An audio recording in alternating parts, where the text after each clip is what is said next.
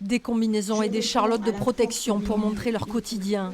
Une quarantaine de producteurs de canards de la Confédération paysanne, du syndicat ELB et du MODEF ont envahi ce matin les locaux de la direction départementale de la protection des populations en charge de la gestion de la grippe aviaire.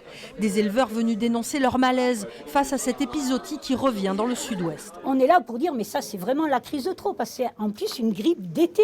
On est au mois de juin, ça ne nous est jamais arrivé. Ça est en train de contraindre toutes nos productions d'arrière-saison pour les fêtes de fin d'année.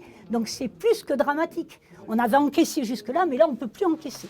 Les paysans réclament une autre voie que la claustration des élevages et l'abattage massif des volailles et surtout la conservation des petites fermes qui élèvent en plein air des canards de la naissance à la transformation sans transport pour diffuser la maladie, contrairement à la production intensive.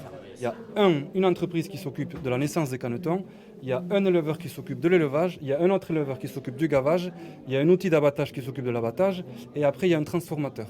Donc à chaque fois il y a des étapes, il y a du transport, il y a du mouvement d'animaux et aujourd'hui c'est utopique de croire qu'on peut continuer à bouger des animaux massivement sans créer de déséquilibre sanitaire dans nos régions, et là en l'occurrence dans le sud-ouest.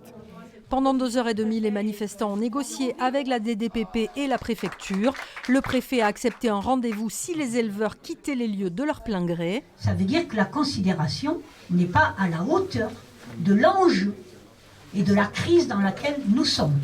Devant leur refus, la police a évacué les manifestants fermement. Je suis fatigué, moi je suis gaveur de canards, j'ai plus de métier.